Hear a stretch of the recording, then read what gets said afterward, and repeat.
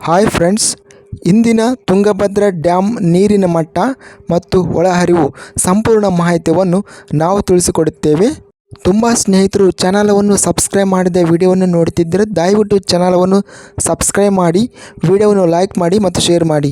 Karnataka water resource department information ಪ್ರಕಾರ ಈ ಮಾಹಿತಿಯನ್ನು ತಿಳಿಸಲಾಗುತ್ತದೆ.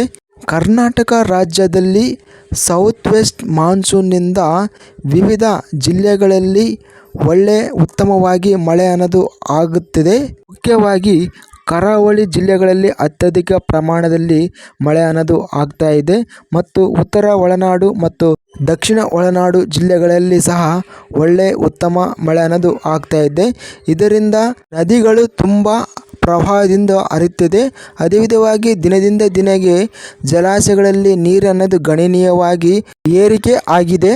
ತುಂಗಭದ್ರಾ ಡ್ಯಾಮ್ ಗರಿಷ್ಠ ಜಲಾಶಯ ಮಟ್ಟ 1633.0 ಇದೆ.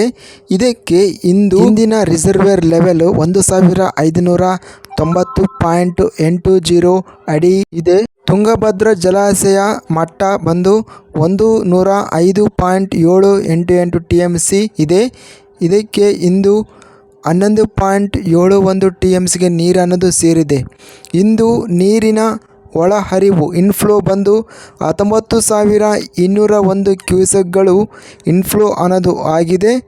ಔಟ್ಫ್ಲೋ ಹೊರ ಹರಿವು ಬಂದು 295 ಕ್ಯೂಸೆಕ್ಗಳು. ಒಟ್ಟು ಇಂದಿನ ಇಳುವರಿ ಬಂದು 10.54 TMC. ಅಂತಿಮವಾಗಿ ತುಂಗಭದ್ರಾ ಜಲಾಶಯ 100%ಗೆ 11% ನೀರು ಅನ್ನೋದು ಸೇರಿದೆ.